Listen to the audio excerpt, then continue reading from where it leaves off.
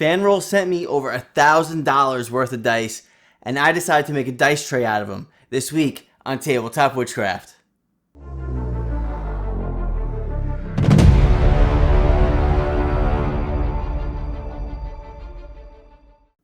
Hey there, and welcome back to Tabletop Witchcraft.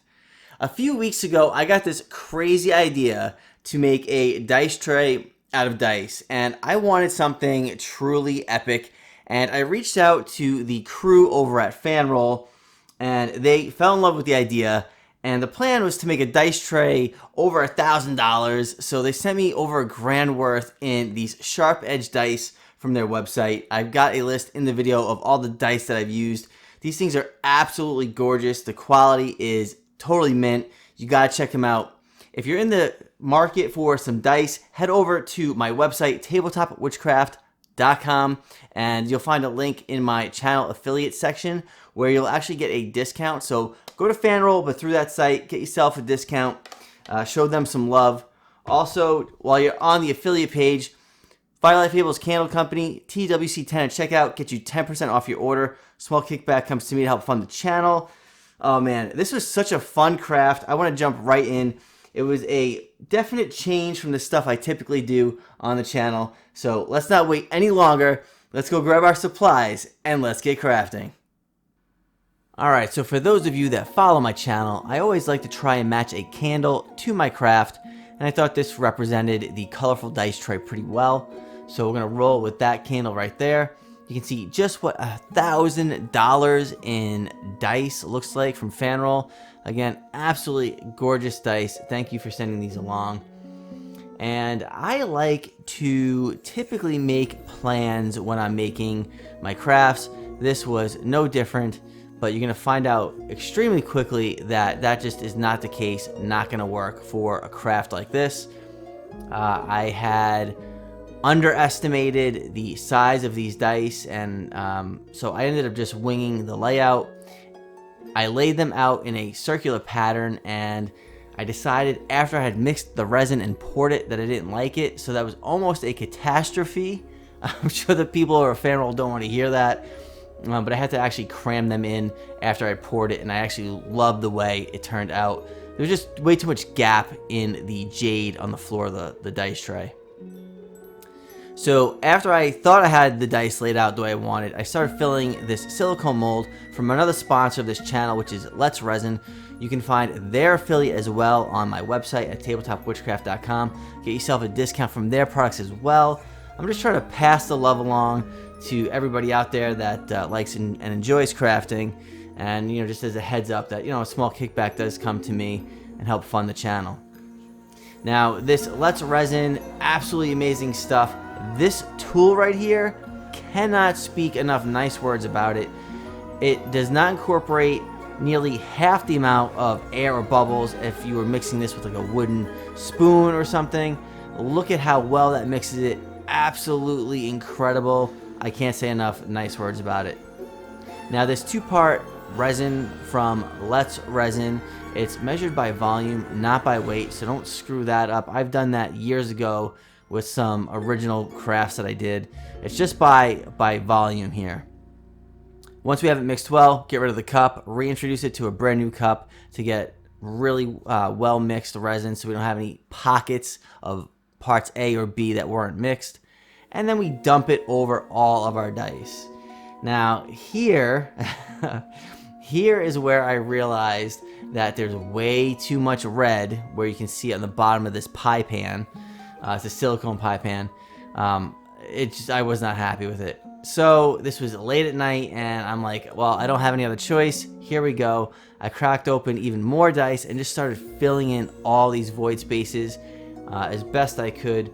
And it really worked well, to be quite honest with you. I was very happy with how they covered it up. And I even tried on all the D20s to have all the 20s facing up. So yeah, very happy with the way the floor of this turned out.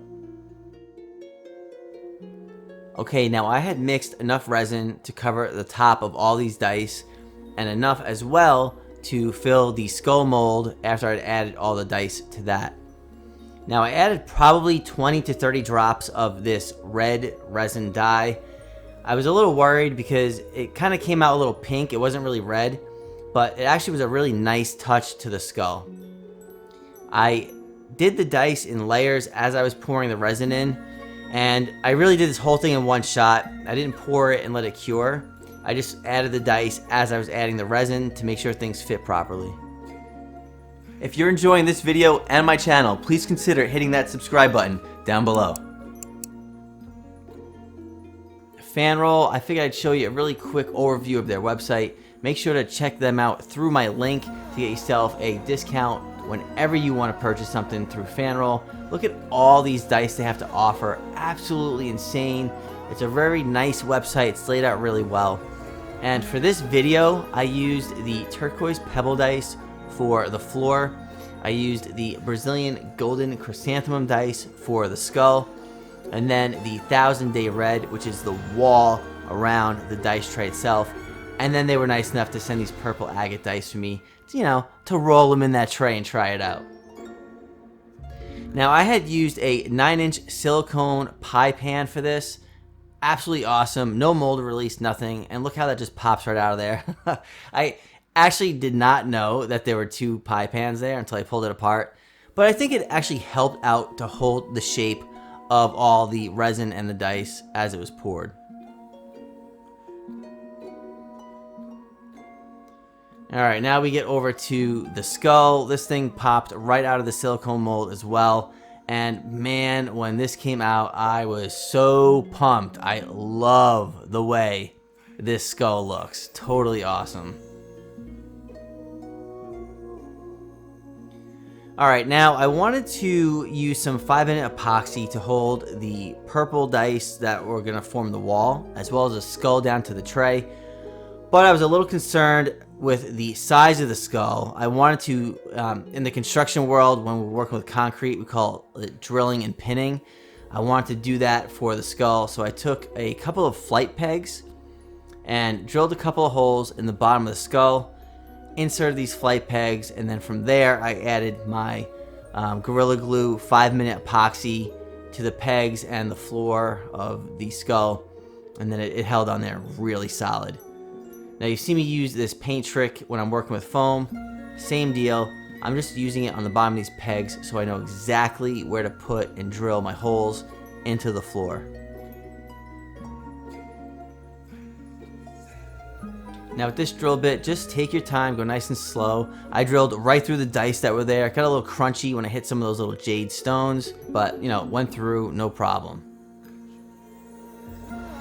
And make sure you're wearing a mask when you're pouring the resin, and also when you're drilling. You don't want to get any of this stuff into your lungs.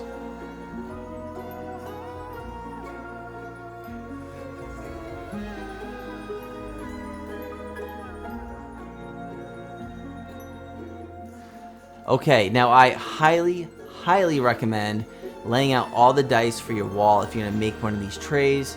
That way you have the spacing just right, because if you have a big gap at the end, you're going to be really upset because there's not going to be any way for you to fix that. And make sure you head over to Fanroll. They've got big bundle sets. If you want to make one of these yourself and you don't want to use the more expensive sharp edge dice, you can grab any set of dice from them and just go to town and make your own version of this dice tray.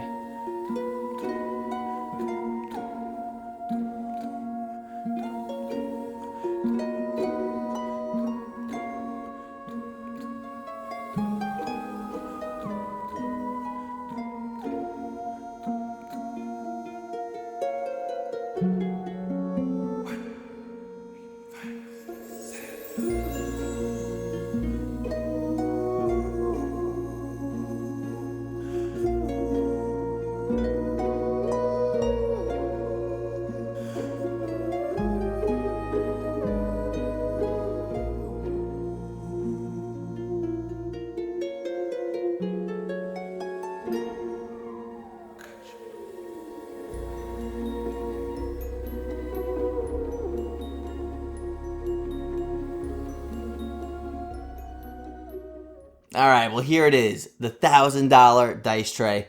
I want to send a big thank you to everybody over at Fanroll for supporting my crazy idea. And let me know down below what you think. While you're down there, hit the subscribe button, smash that like button. And when you're in the market for some dice, really head on over to Fanroll. The selection is insane. The sharp edge dice I used in this video, quality's absolutely gorgeous. They were nice enough to send me over a set of their gemstone dice, the purple agate, which I've been rolling in my Curse of Strahd campaign and getting quite a few 20s. So thanks to these gorgeous dice. And just so I don't screw up, I'm going to read off to you a list of all the dice they got. They've got gemstone, silicone, glow, liquid core, mini, resin, mega dice, metal, wooden, unicorn, bundles, factory seconds, and more. So there's plenty for everybody there. Now I've got a humongous announcement. I've got a special guest coming into this studio in just a few days, and we're going to shoot a video for everybody out there. It is none other than Gerard Boom of Shifting Lands. He's flying all the way over here to come out and hang out with me, do some crafting, put some content together for a video. And he's also going to be hanging out with Scott Ismail of Paladin Woodworking. Check his Instagram page out. Absolutely amazing. So if you want to hang out with me and Gerard live, you can join my Patreon at the Coven tier or higher. We usually hang out here live at night, and while I'm crafting, I'll hang out with everybody. We'll show each other what we're working on. But this is going to be a very special one because we're going to have Gerard Boom here, and he's going to hang out live with everybody while we're crafting. As well as this July is our biannual craft off where the winner gets a special gift from me. So that's also something that you're in time for. If you've ever wanted to join my Patreon, now is the time. All right, until next time, I'll see you around.